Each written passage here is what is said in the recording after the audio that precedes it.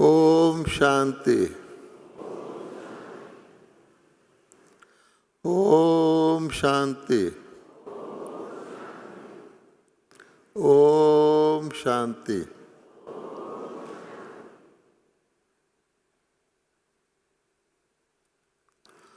आज हम सब बहन भाई प्यारे बाप दादा के डायमंड हॉल में बैठे हैं। कल्प पहले भी इसी दिन, इसी समय, इसी रीति से हम इसी डायमंड हॉल में बैठे थे और अब हम क्योंकि बैठे हैं तो अनेक बार, हर कल्प में अनगिनत बार हम प्यारे बाप दादा के इस डायमंड हॉल में उन्हें पधारेंगे और बैठेंगे। इस खुशी में आपको क्या करना चाहिए? हाँ,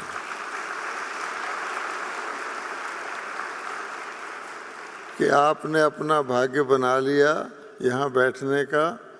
ताली तो बजी है लेकिन ऐसे जोरदार नहीं बजी।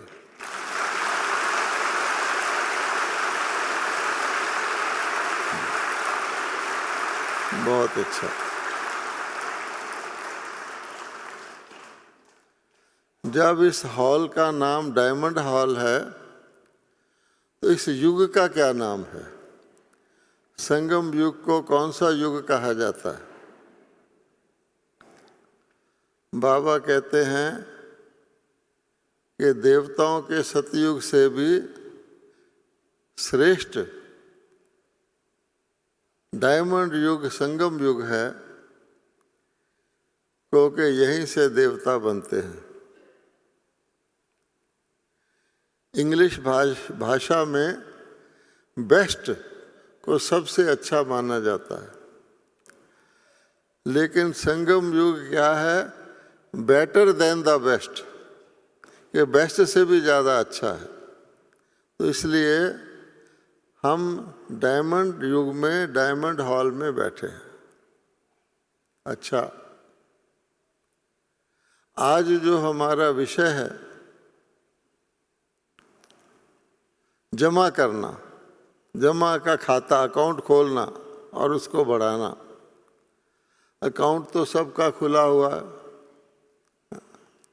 भारत सरकार ने भी बहुत लोगों के अकाउंट खोल दिए हैं ताकि उसमें वो जमा करते रहें, लेकिन उनका जमा और प्रकार का है, एक जन्म का है, और हमारा जमा कितने जन्म का है? हमको कितने जन्म के लिए जमा करना है? हैं, बताइए। कहीं 12 जन्म तो नहीं सोच रहे कि भाई हम चंद्रवंशी ठीक हैं, किसी से हाथ उठवाएंगे चंद्रवंशी बनना तो कोई नहीं उठाएगा। अच्छा, अब जमा का बैंक जो है, कई बैंक है दुनिया में, लेकिन 21 पीढ़ी के लिए जमा का बैंक किस युग में खुलता और कब खत्म होता है? कोई तो बताएं। जमा का बैंक किस युग में शुरू होता और कब खत्म होता है? आवाज नहीं आ रही। हाँ, संगम युग पर शुरू होता है और खत्म कब होता है? संगम युग में ही खत्म होता है। यहाँ हम गलती खा गए थोड़ी सी। शुरू तो संगम युग में होता है, लेकिन जिस दिन हमारा शरीर छूट गया उस दिन खत्म। इसलिए ये ना सोचें कि हमारा शरीर संगम युग के अंत पर ही छूटेगा, है ना? आप हर बार वीडियो देखते हैं, आज फिर प्यारे बाप दादा की मुरली का वीडियो देखेंगे तो क्या पाएंगे? उसमें जितने चेहरे दिखेंगे आज वो नहीं है, बहुत सारे। इसलिए बाबा ने क्या कह रखा है, अचानक, एवर रेडी और बहुत काल। आपको जो अकाउंट जमा करना है उसमें ध्यान रखना है कि ये मेरा अकाउंट अचानक पूरा हो जाएगा, मुझे हर वक्त तैयार रहना चाहिए, और ये अकाउंट बहुत काल से जमा करेंगे तब बहुत काल तक चलेगा। चलना तो 21 पीढ़ी है, लेकिन उसमें जमा भी उसी हिसाब से करना है। अच्छा, अब प्यारे बाबा ने हमको कौन कौन से खजाने दिए हैं जिनको हम यूज करके, खजानों को हम संगम पर ही यूज करते हैं, लेकिन उनको प्रयोग करके हम ऐसी कमाई करते हैं जो उस बैंक में जमा हो सकती है। तो सबसे पहला खजाना कौन सा आता है आपके मन में? हैं? हाँ, ज्ञान धन पायो री मैंने, ज्ञान रतन धन पायो। तो बाबा ने अपने बच्चों को ज्ञान धन से भरपूर कर दिया। दुनिया के लोग समझते हैं कोई एमए पढ़ा हुआ हो, बीए पढ़ा हुआ हो, पीएचडी पढ़ा हुआ, वो ज्ञानी है। हमारी माताएं, बाबा कहता है मैंने मास्टर ज्ञान सागर का टाइटल किसको दिया है? बोली वाली माताओं को, साधारण बच्चों को, क्योंकि उनको मैंने ऐसा ज्ञान दे दिया है जो तीनों कालों, तीनों लोकों का ज्ञान उनके पास है, बड़े बड़े विद्वानों के पास भी नहीं है। आप सब ज्ञान धन से भरपूर हैं, तो इसको स्मृति में लाकर आपको क्या करना चाहिए कि हम सब ज्ञान धन से भरपूर हैं। क्या करना चाहिए बताओ? मुझे कहना पड़ेगा, ताली बजानी चाहिए? हाँ,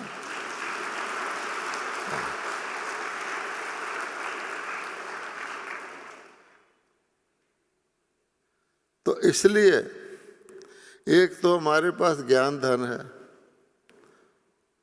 दूसरा कौन सा धन है जिससे आप 21 जन्मों की कमाई कर सकते हैं?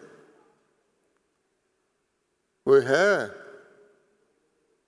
आज की दुनिया को किस चीज की जरूरत है जिसमें बाबा के बच्चे भरपूर हैं और दुनिया के लोग भिखारी हैं? वो है गुणों का धन। क्योंकि देवताओं को क्या कहा जाता है? सर्वगुण संपन्न। लेकिन देवता सतयुग में उन गुणों को यूज नहीं कर सकते, क्योंकि सारे ही देवता गुणवान हैं। तो गुणों के धन को प्रयोग करना, जैसे कहा जाता है फूल में खुशबू होती है, तो जिस आत्मा में गुण होते हैं उसका आध्यात्मिक आकर्षण होता है। उसको यूज करके भी आप वो कमाई जमा कर सकते हैं। इसलिए पहला धन ज्ञान का धन से आप भरपूर हैं। दूसरा, बाबा ने हमको गुणों का धन दिया है, लेकिन गुणों के धन में हम नंबर वाइज भरपूर हैं। क्योंकि एक है सर्वगुण संपन्न और एक है गुण संपन्न। ज्ञान में सब प्रवीण हैं, गुणों में परसेंटेज में है। इसलिए मैं ताली नहीं बजवाता, लेकिन नोट कर लीजिए कि गुण भी हमारा बहुत बड़ा धन है। उसके बाद, क्योंकि हमारा बैंक केवल संगम युग में खुलता है और हमारे शरीर छोड़ने तक रहता है, इसलिए संगम के समय का धन बहुत इम्पोर्टेंट है, क्योंकि अगर बैंक बंद हो गया तो आप जमा कर ही नहीं सकते। तो ये हो गया संगम समय का धन। अच्छा, अब समय तो बहुत बड़ी चीज़ है। एक दिन भी बाबा ने कहा हुआ संगम का 1 सेकंड कितने के बराबर है? 1 मिनट मोटे रूप में बाबा कहता है 1 वर्ष के बराबर है। तो संगम के समय का धन 1 वर्ष के बराबर हो गया। समय का सबसे छोटा मापदंड क्या है? मोटे रूप से हम कहते हैं सेकंड। बाबा भी कहते हैं 1 सेकंड में तुम परम धाम चले जाओ, 1 सेकंड में आप अपने सतयुग में चले जाओ, 1 सेकंड में आप सूक्ष्म लोक में चले जाओ। सेकंड में कहने में आता है, लेकिन हम जाते किससे हैं? संकल्प से जाते हैं। 1 संकल्प में हम परम धाम जा सकते हैं, लाइन क्लियर हो तो संकल्प रूपी धन, संगम युग पर संकल्प रूपी धन हमारा बहुत बड़ा धन है, क्योंकि उस संकल्प के द्वारा ही हम ज्ञान को और गुणों को यूज कर सकते हैं अपनी कमाई करने के लिए। अब बात आ गई संकल्प तक। अच्छा, अब बाबा कहते हैं आपके कमाई की स्पीड क्या है? भाई जमा करने के लिए हमारे पास जो होगा धन, हमारी कमाई की स्पीड क्या है? दुनिया तो इसको सोच ही नहीं सकती, उनके सपन में भी नहीं आ सकता, क्योंकि 21 जन्म की कमाई करनी है, 21 जन्म भी स्वर्ग के, तो इतनी तेज कमाई होनी चाहिए। तो भगवान के बच्चे हैं, तो भगवान ने आपको स्पीड बताई हुई है, आप सबके मन में है, हम सिर्फ आपको स्मृति दिला देते हैं। कमाई की स्पीड क्या है भाई बहनों? स्पीड ये है, आप सबको पता है, बाद में मैं ताली भी बजवाऊंगा, ध्यान रखना, कहना ना पड़े। स्पीड ये है कि 1 के साथ 0 लगाओ तो 10 बन गया, दूसरा 0 लगाओ तो 100 बन गया, तीसरा 0 लगाओ 1000 बन गया, 5-6 0 लगाने के बाद अनगिनत बन गया, इसलिए लाख पदम पद्मा पदम हो गया। तो हमारी कमाई 1 0 लगाने से पद्मा पदम हो जाती है। तो क्या करना चाहिए अब आपको? हाँ, ताली भी बजाओ और मन में अपनी जमा की स्पीड भी देखो। अच्छा, अब इसमें एक छोटी सी सूक्ष्म बात है जो हम आपको बताने जा रहे हैं। आज तक मैंने किसी को बताई नहीं है, पर आप बाबा के बहुत लाडले बच्चे हैं, तो पहली बार आपको बता रहा हूँ। गौर से सुनना। पीछे वाले सुन रहे हैं? अच्छा,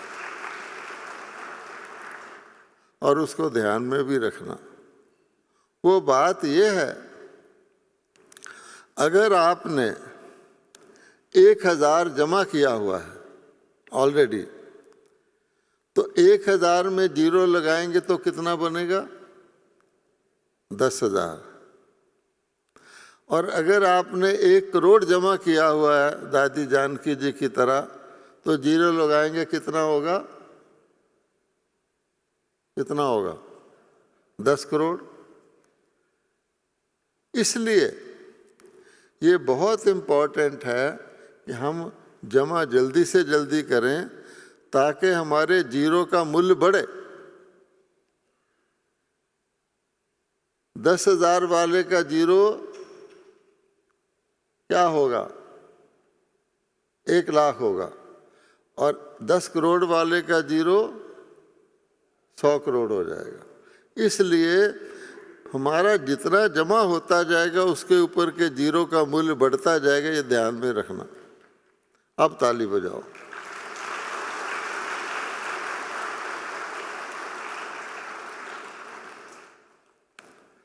अब बाबा कहते हैं कमाई जमा कैसे होती है। सबसे बढ़िया जमा का तरीका तो ये है कि बाबा 3 बिंदी जो बताता है, क्योंकि सारा मामला बिंदी पर आके अटका है। अगर हम अपने को बिंदी माने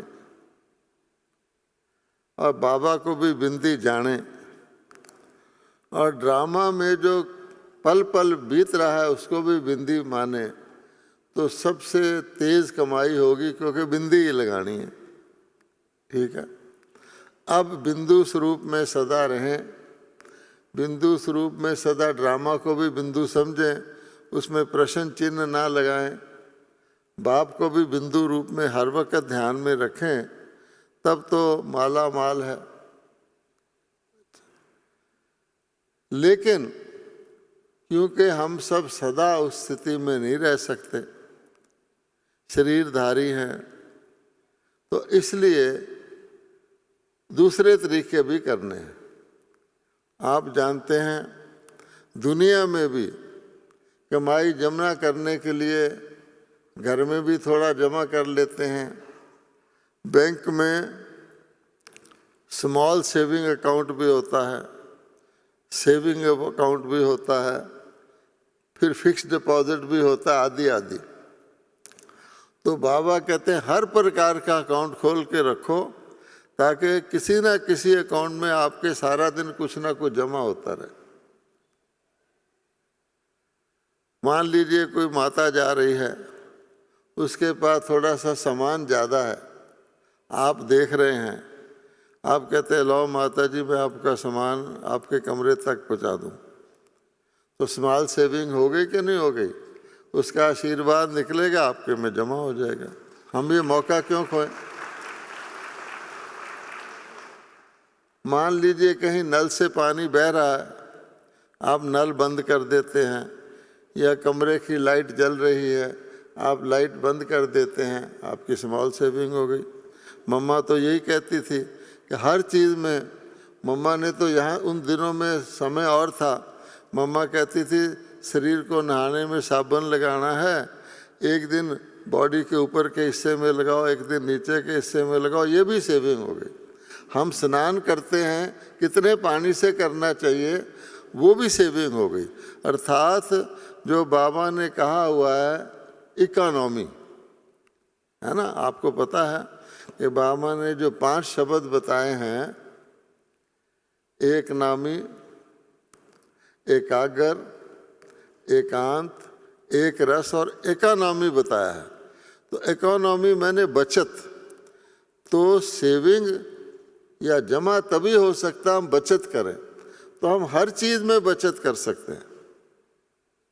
इसलिए कई बार भक्ति में कहते हैं, कोई तेज तेज सांस लेता है तो कहते हैं तेरे सांस गिनती के हैं, जल्दी जल्दी ख़त्म ना कर, ऐसे कहते हैं ना भक्ति में। तो एक तो ये बात हो गई। लेकिन बाबा ने बहुत बड़ा एक विधि बताई हुई है, और वो ये है कि सबसे बड़ी कमाई होती है आशीर्वाद से। दुनिया में भी कहते हैं ना, मुझे आशीर्वाद दे दो, मेरे सिर पर हाथ रख दो, बस। तो आशीर्वाद कमाने का अगर हम तरीका सदा यूज़ करते रहें, तो हमारी कमाई ही कमाई है, कमाई ही कमाई है। अच्छा, अब आशीर्वाद कैसे मिले? हमें आशीर्वाद देना भी आना चाहिए, उससे भी कमाई होती है, और आशीर्वाद लेना भी आना चाहिए, उससे भी कमाई होती है। तो दोनों तरीके से हमको कमाई ऐड कर सकते हैं। अब वो कैसे करें? तो एक तो बाबा ने कहा हुआ है, अपने जीवन में बैलेंस रखो, क्योंकि ये बहुत मोटी चीज़ है। अगर हम थोड़ा सा बैलेंस डिस्टर्ब कर लेंगे तो हमारी कमाई का तरीका ही घट जाएगा। जीवन में बैलेंस रखो, मोटे रूप से बाबा ने कहा है याद और सेवा का बैलेंस रखो, लेकिन हर चीज में बैलेंस रखें। सोने के टाइम का, जागने के टाइम का, बोलने का, खाने का, चलने का, खर्चे और आमदन का, हर चीज का बैलेंस रखेंगे, क्योंकि सतयुग के देवता बैलेंस रखते हैं।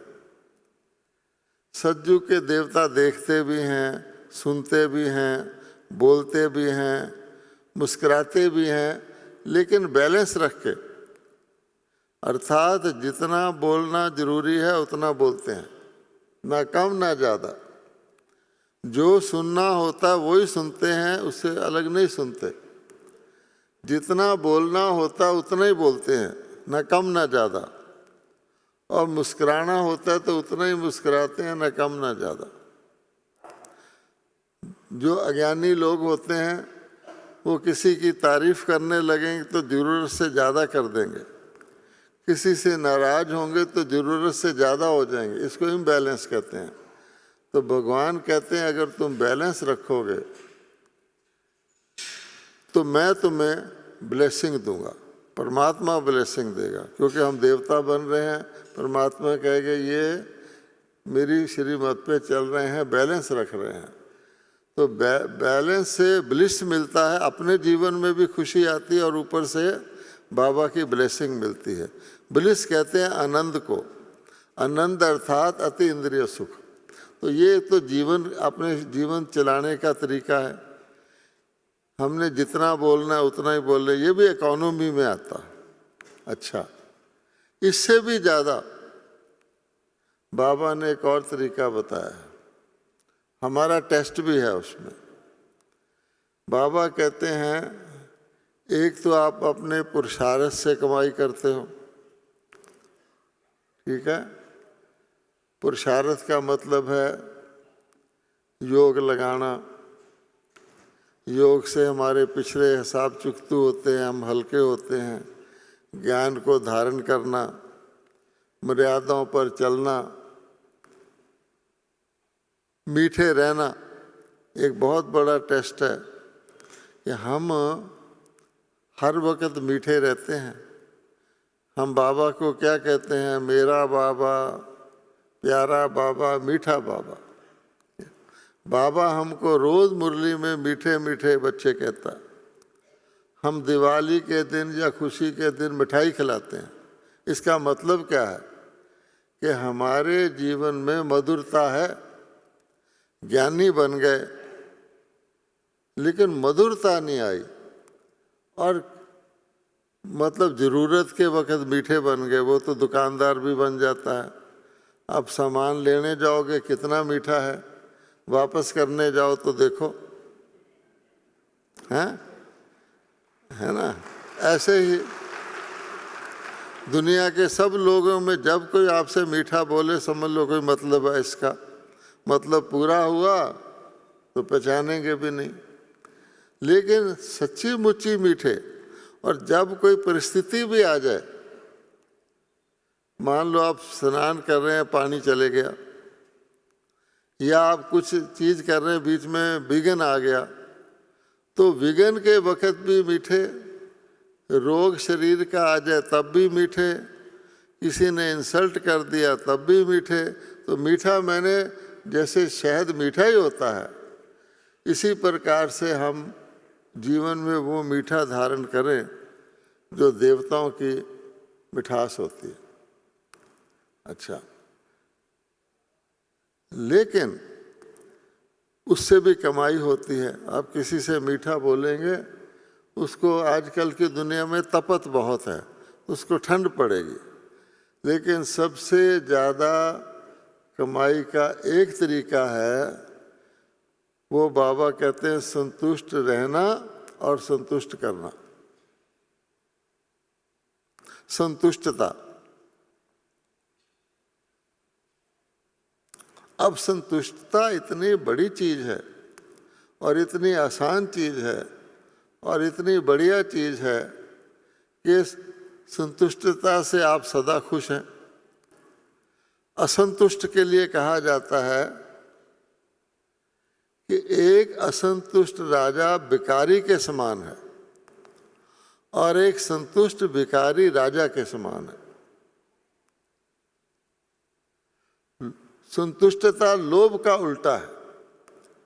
जिसके अंदर लोभ है वो संतुष्ट नहीं हो सकता।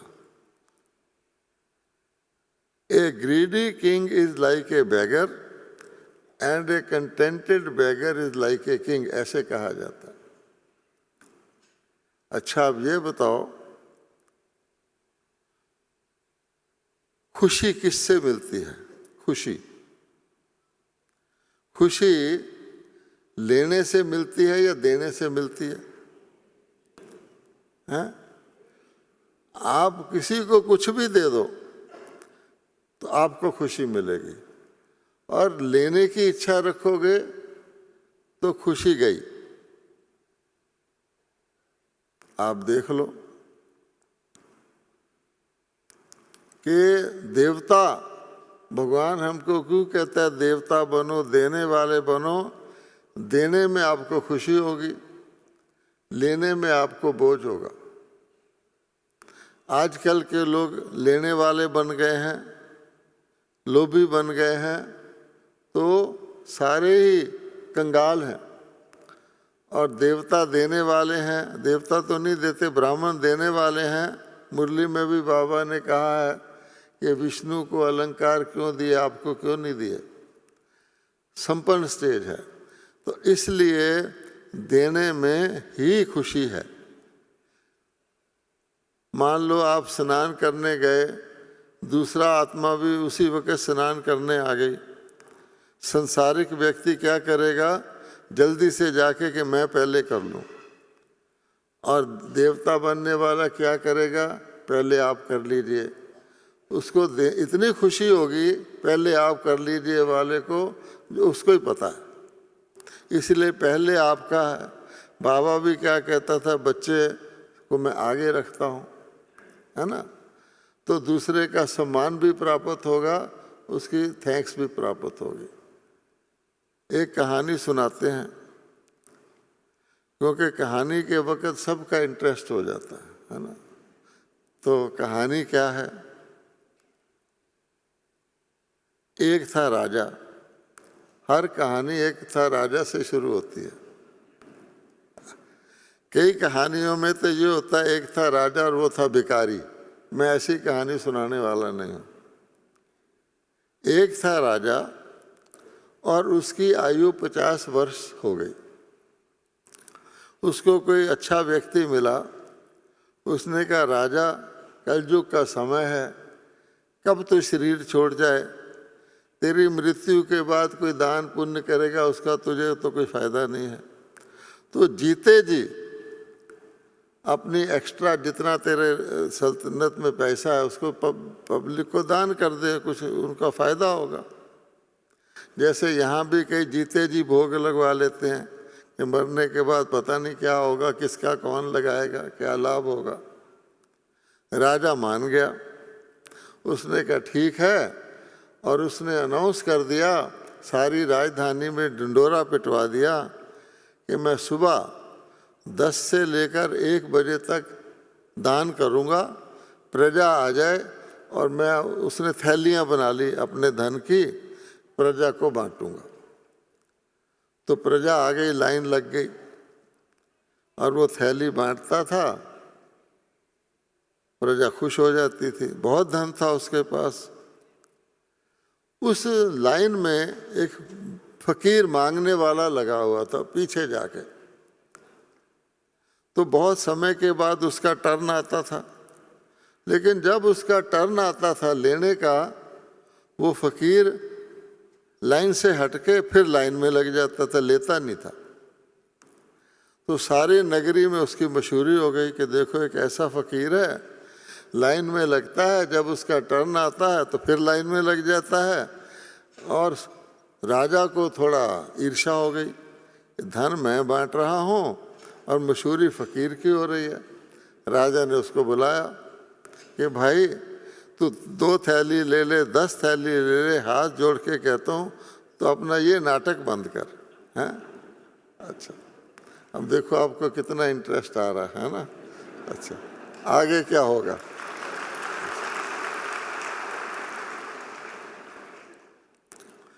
तो वो हाथ जोड़ के बोला, हजूर मैं कोई नाटक नहीं कर रहा, मैं लाइन में खड़ा था तो मैं देख रहा था कि जब आप थैली देते हैं आपको खुशी होती है, जब आप थैली देते हैं आपको खुशी होती है। तो मैंने ये समझा कि देने में खुशी है, तो मेरे पास कुछ देने के लिए तो था नहीं, तो मैं अपनी टर्न दे देता हूँ, इससे मुझे खुशी हो जाती है।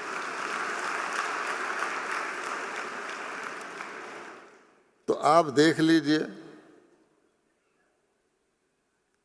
कि कभी भी लेने वाले का हाथ कैसा होता है और देने वाले का हाथ कहाँ होता है।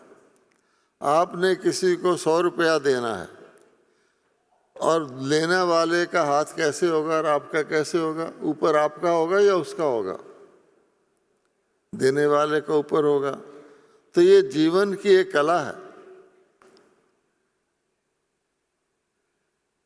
इसलिए बाबा ने हमको यही सिखाया है कि बच्चे जितना दे सको दो, देने से ही आपकी बचत होगी, देने से आपका जमा होगा।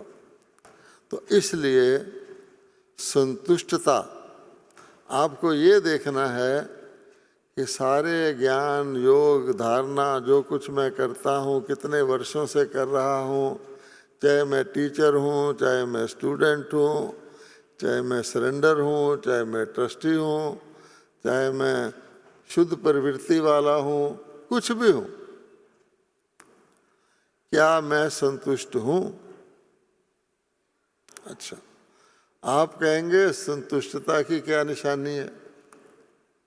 तो बाबा ने बताया हुआ है, संतुष्टता की क्या निशानी है? बेफिक्र बादशाह और बेगमपुर का बादशाह। उर्दू में बेगम किसको कहते हैं? हर मुसलमान अपनी पत्नी को बेगम कहता है, यानी कमाऊंगा मैं, दुनिया में भटकूंगा मैं, तुम तो घर बैठे खाओगी, इसलिए उसको, तेरे को कोई चिंता नहीं, बेगम। और ये कर्मों की बहुत बड़ी फिलॉसफी है कि कोई प्रेसिडेंट बन जाएगा तो प्रेसिडेंट को तो 100 काम करने पड़ेंगे, लेकिन उसकी जो फर्स्ट लेडी होती है, किसी विदेश में भी जाए तो प्रेसिडेंट को तो सरकारी काम करने पड़ते हैं, उसको घुमाने फिराने का प्रोग्राम बनाया जाता है कि इसको यहाँ ले जाना है, वहाँ ले जाना है, सैर कराना है, म्यूज़ियम दिखाना है। अर्थात कर्मों की गति के कारण वो बेगम बनती है और उसको हर कुछ मिलता है। अब भगवान कहता है, अब सचमुच अपने दिल पे हाथ रख के देखो कि आप बेफिक्र बादशाह हो या कभी कभी थोड़ा फिक्र भी आ जाता है। अब मान लो बाबा हाथ उठवाए, मैं नहीं उठवा रहा, मेरा कोई हक नहीं बनता आपका हाथ उठवाने का। बाबा कहे कि बच्चे जिनको कभी कभी थोड़ी चिंता की लहर आ जाती है, थोड़ा सोच में पड़ जाते हैं, वो हाथ उठाओ। तो आप क्या करेंगे? अपने दिल पे हाथ रख के, क्योंकि फिर बाबा आपको उससे मुक्त करेगा। तो क्या करेंगे? आपकी सभा में चाहे बहनें हैं चाहे भाई हैं, जिसको कभी कभी भी चिंता आ जाती है, ज़रा बाबा को बताइए। मुझे नहीं बता रहे आप, ऊपर ध्यान करके बताइए। हाँ, थैंक यू। लगभग 2/3 हॉल ने हाथ उठाया है। कई शर्म के मारे नहीं उठाते, वो कोई बात नहीं। अच्छा, चिंता नहीं करते, अंदर से तो समझते हैं। अच्छा, अब भगवान कहता है, तुम मेरे बच्चे, ऑर्डिनरी व्यक्ति के बच्चे नहीं, सर्वशक्तिवान भगवान के बच्चे, भगवान के स्टूडेंट, और इतना ऊंचा उनको ज्ञान योग सिखाता है। और भगवान से वरदान लेने वाले, सतगुरु का वरदान लेने वाले, वरदान में कुछ करना ही नहीं पड़ता, भगवान ही देता है। और वो कहें कि मुझे चिंता हो जाती है, तो वो कमाई तो कर चुका। तो इसलिए जब हमें भगवान का साथ है, या तो हम साथ छोड़ देते हैं। एक छोटा बच्चा भी अगर उसकी गली के मोड़ पर एक कुत्ता रहता है बड़ा भयंकर, तो वो कुत्ते से डरता है, गली में क्रॉस नहीं करता। लेकिन अगर पिताजी साथ हों तो कुत्ता और पिताजी की उंगली पकड़ के बच्चा, जब कुत्ता आता है तो क्या करता है, कुत्ते के कहता है अब देख कुछ करना है तो कर सकता है तो कर ले, है ना, हिम्मत है। और हमारे साथ तो बाबा है, तो या तो हम बाबा की उंगली छोड़ देते हैं। फिर बाबा कहता है तुमको ड्रामा का भी ज्ञान है, पिछले कल्प में भी वो कुत्ता था और आपने वहाँ से क्रॉस किया था, अनेक बार किया है, तो अब भी कर लोगे, डर काहे का। तो जो भी परिस्थिति आपके आगे आती है, पहली बारी तो नहीं आई, और आप आज उस परिस्थिति को पार करके डायमंड हॉल में बैठे हैं, तो अगले कल्प भी बैठे होंगे, तो चिंता कहेगी। तो ड्रामा का ज्ञान भी और बाप का हाथ भी हमारे लिए चिंता मुक्त करने की बात है। इसलिए बाबा कहते हैं कि आप कभी भी अपनी बुद्धि ना चलाओ। लोग समझते हैं जो बुद्धिवान वो है जो बुद्धि का प्रयोग करे। आजकल दुनिया में समझदार किसको गिनते हैं, जो बुद्धि का प्रयोग करता। और बाबा कहता है नहीं, देवताओं के पास कितनी बुद्धि है, सालिम बुद्धि है। क्या देवता कभी बुद्धि का प्रयोग करते हैं? बिल्कुल नहीं। बाबा कहता है इसलिए लोग, बाबा ने उनका नाम रखा हुआ पवित्र बुद्धू, क्योंकि उनको बुद्धि यूज ही नहीं करनी पड़ती। कोई थानेदार है, उसके यहाँ पिस्टल लगा हुआ है, तो अच्छा थानेदार वो है जो कभी पिस्टल निकाले ही ना, उसको देखकर ही लोग डरें, या जरा जरा बात पे पिस्टल निकाल के उसको थानेदार कहेंगे या बार्बर कहेंगे, बताइए, हैं? इसलिए हमको चिंता जब होती है, फिक्र जब होता है, जब हमारे अंदर प्रश्न चिन्ह पैदा होता है, क्वेश्चन पैदा होता है, क्यों पैदा होता है, आम तौर पे हो जाता है, और हम समझते हैं यज्ञ के हित में हो रहा है, ये ऐसा क्यों करता है, ये अमृत वेले क्यों नहीं आया, नाम तो इसका बड़ा है लेकिन ये ऐसे कर रहा है।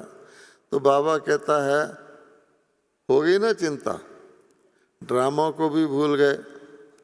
अब रामलीला हो रही है और रावण जोर जोर से हंसे ना, तो रामलीला पूरी नहीं होगी। तो अगर कोई रावण हंस रहा है जोर जोर से, आप क्यों तकलीफ कर रहे हैं, वो लक्ष्मण की तरह बोलेगा क्या? इसलिए नाटक बाबा कहता है एक्यूरेट है ड्रामा, तो इसलिए बुद्धि का यूज नहीं करना। और भी बात है, भगवान हमको श्रीमत देता है, श्रीमत से तो बड़ी कोई मत नहीं है। अब हमने श्रीमत ली और श्रीमत को अपनी बुद्धि से टेस्ट किया कि ठीक है कि नहीं। अगर हमारी बुद्धि मान गई तो श्रीमत ठीक है, अगर नहीं मानी तो हम कहते कोशिश करेंगे। अब बताओ गड़बड़ किसने की? बुद्धि ने। अगर बाबा कुछ कहता है तो उसके साथ शक्ति भी देता है, नहीं तो हम बीके इतने परिवर्तित नहीं होते। बाबा शक्ति भी देता है, लेकिन हम शक्ति को भूलकर समझते मुझे करना है, तो हम क्वेश्चन करने लग जाते भी मेरे से तो नहीं होगा, कोशिश करूँगा।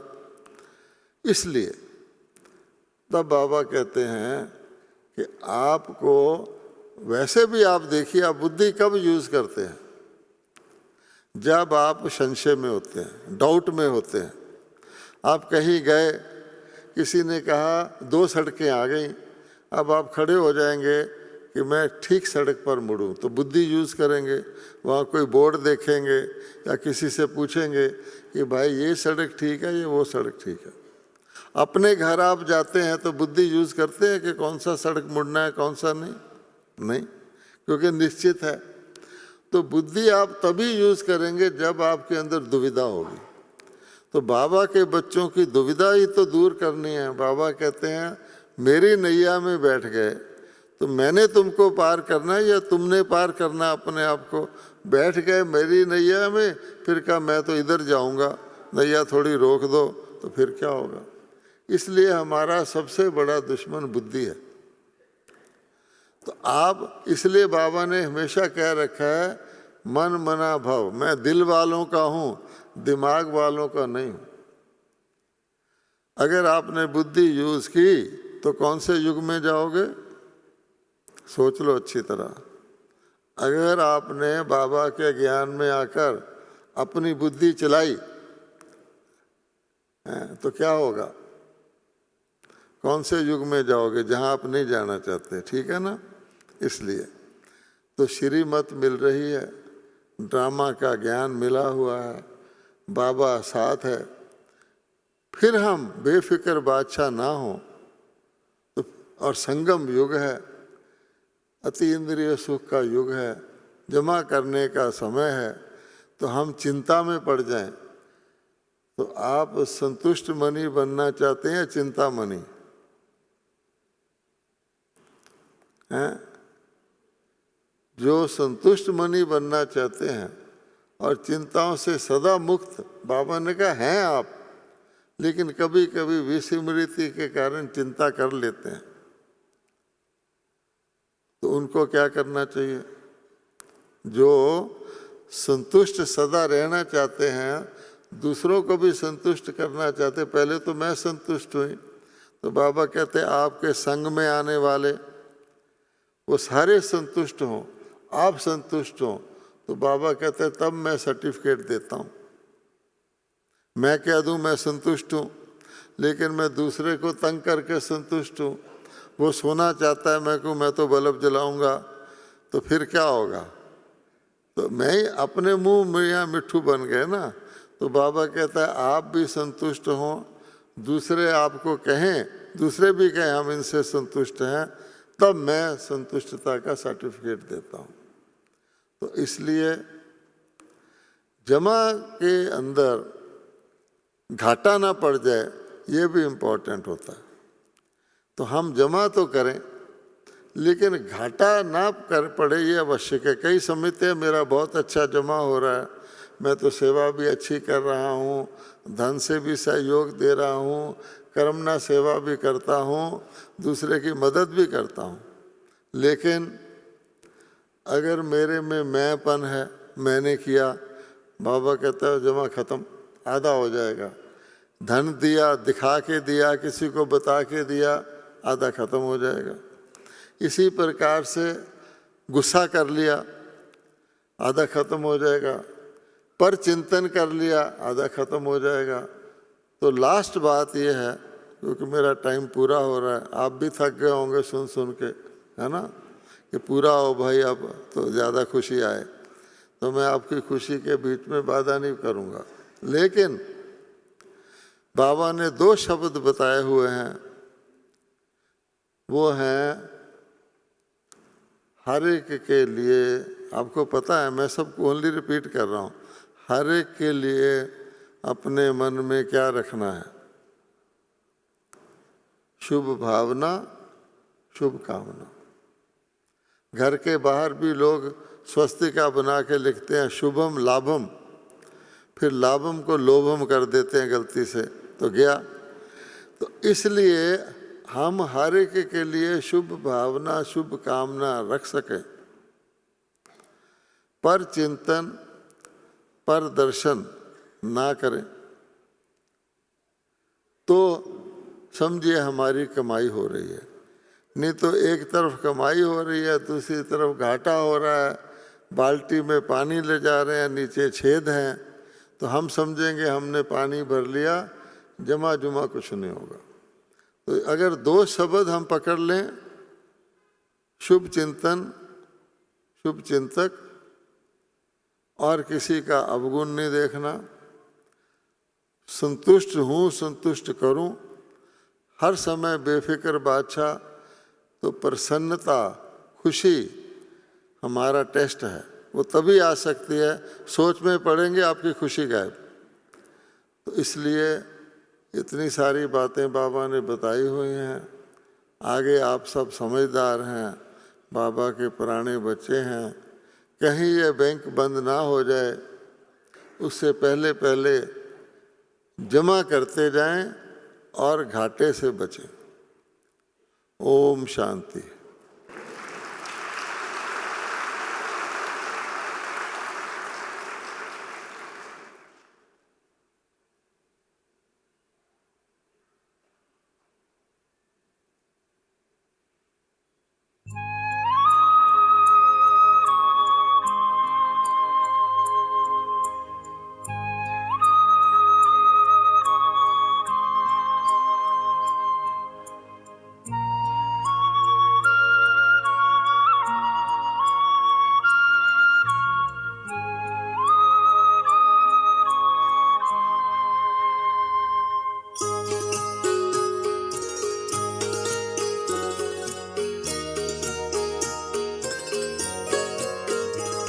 खिला है मन का चमन हमारे, मिला है मालिक आप सा। खिला है मन का चमन हमारे, मिला है मालिक आप सा। प्यारे प्रभु कोई कहाँ हमारा आप सा। खिला है मन का चमन हमारे, मिला है मालिक आप सा।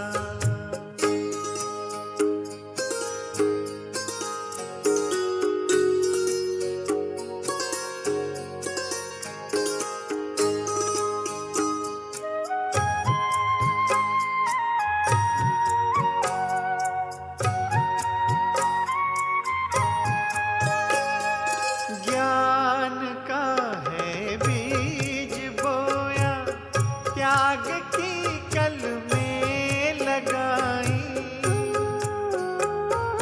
ज्ञान का है बीज बोया, त्याग की कल में लगाई। बिखरा है वैराग्य सौरभ, तप की जब बेलें उगाई।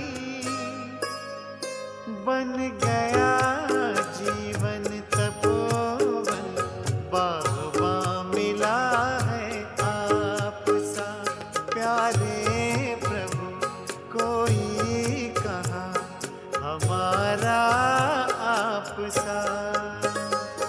खिला है मन का चमन हमारे, मिला है मालिक आप सा।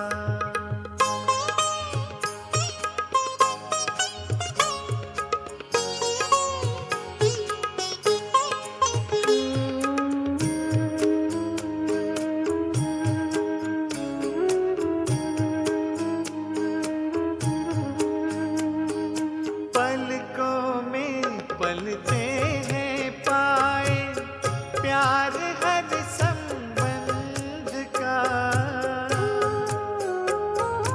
पलकों में पलते हैं पाए, प्यार हर संबंध का। प्रभु मिलन में है मिला सौभाग्य परमानंद का। क्यों न गुल गुलजार हो पाके सहारा आपका। प्यारे प्रभु कोई